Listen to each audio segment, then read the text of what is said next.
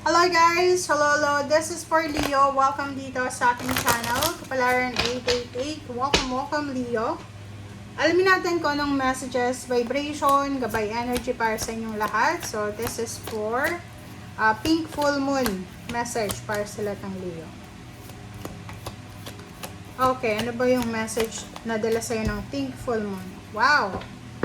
Waxing moon, Leo. The energy is gaining momentum. Wow. So, nakikita ko sa'yo habang nanonood ka ngayon, bago pa dumating yung full moon na to, ng pink full moon, pwedeng exhausted ka. Napapagod ka, na-stress,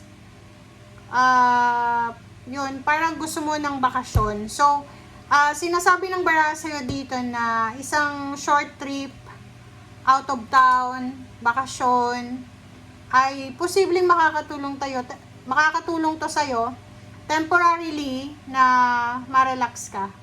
Okay? So, ngayon, sinasabi ng barahan na wina-warningan ka na ngayong April, wag kang masyadong ma-stress. Okay? Wag mong kunin lahat ng obligations, duties, and responsibilities na yan.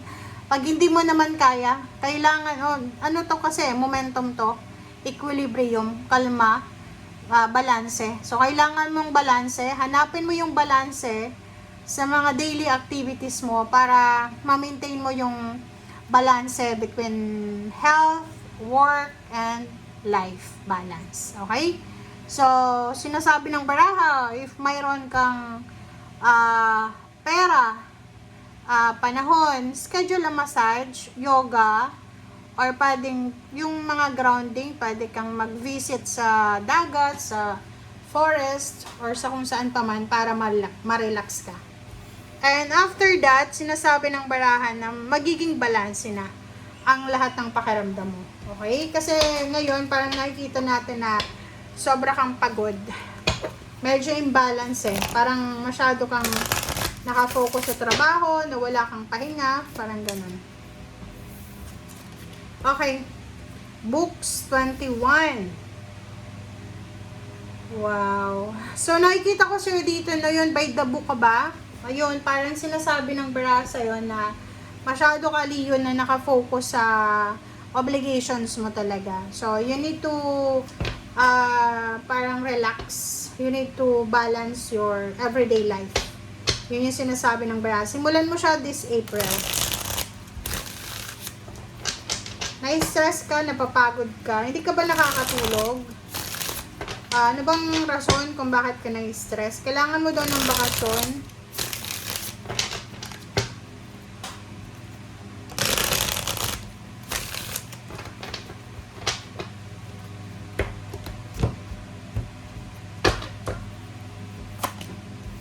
Okay, first card natin is Seven of Swords, Page of Pentacles, Page of Swords, Ace of Cups, okay, and Hangman. O, diba? Nakikita mo yung baraha mo, Leo. Sabi ng baraha mo dito, mag-iingat ka daw sa paghahawak ng pera. Okay, this April. Sinasabi ng baraha sa'yo na you need to be careful sa pakikipag-collaborate, business, sa team, sa trabaho, kasi naglipa na yung scammer sa ngayon. Okay? Posibleng ma-scam ka, posibleng manakawan ka, posibleng misplace mo yung pera, ganyan, ganito. Yung Page of Swords dito, sinasabi ng baraha sa'yo na mag-iingat ka rin sa mga balita, kwento, na kung ano-ano pa man. Okay? Kasi, posibleng ma-stress ka. And dito sa barahang to, Ace of Cups, sinasabi ng barahan na napaka-importante sa buwan ng Abril na to na magpahinga ka. Importante na maging masaya ka. Importante na i-prioritize mo ang iyong puso, ang iyong emotion.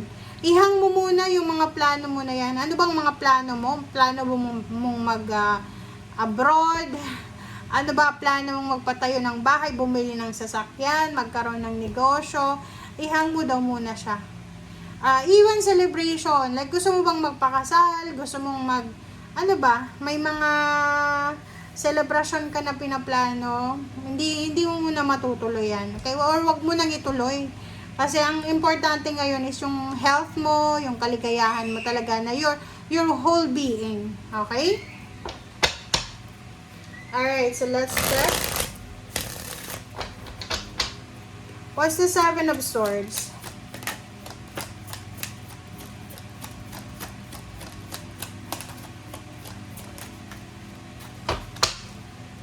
The Seven of Swords is, wow. Nako. Nag-aantay ka. Nag-aantay ka. It's either you're waiting for a message, for a chat, for a call. You're waiting. So, sabi ng baraha sa'yo dito, huwag ka nang maghintay, hindi na yan darating. Ganon din to eh. Dito sa Chariot, sinasabi ng barahan na there's a Leo here that waiting for a lump sum of money. There's a Leo here that waiting for the outcome, for the result. Sinasabi ng baraha sa'yo dito na sa ngayon, huwag ka munang papa-stress sa kung ano yung mangyayari sa future. Kumbaga, ang sinasabi ng baraha sa'yo, Leo, na focus ka sa now, sa kasalukuyan, and iwasan mong ma-stress, magpaka-stress sa mga plano mo sa future. Kasi, alam mo ba, ngayon ang importante is ngayon, okay? Page of Swords, magdahan-dahan ka daw, Leo, sa mga decision making mo. Emotion, pera, investment. Sa mga, kung may hawak kang pera, huwag ka munang magpapatayo ng bahay, magpaparenovate ng bahay. Ang Four of Swords dito, sinasabi na pag-isipan natin bago tayo mag-strike ng decision.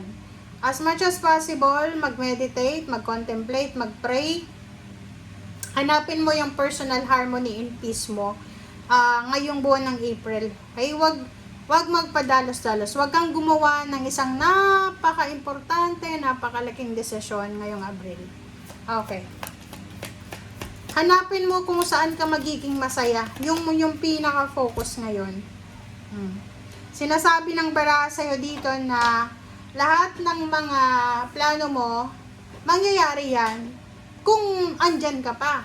So, as much as possible, ang pinaka-focus mo ngayon is alagaan mo ang sarili mo. Okay? Alagaan mo yung sarili mo, magpakasaya ka ngayon, pero hindi yung masaya na may impluwensya ng masamang likido or kano pa, hindi. Yung talagang totoong kaligayahan siya. Hindi yung masaya ka kasi lasing ka or nakaano ka. So, make sure na masaya ka. It's because masaya ka. Yung free lang na saya. Okay? And, tingnan natin yung last message mo.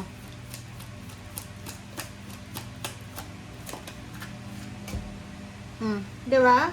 Makinig tayo sa sinasabi ng ating intuition. Pag sinabi ng intuition, tumigil ka muna. Pag sinabi niyang magpahinga ka, magpahinga ka. Okay? Thank you guys. Bye!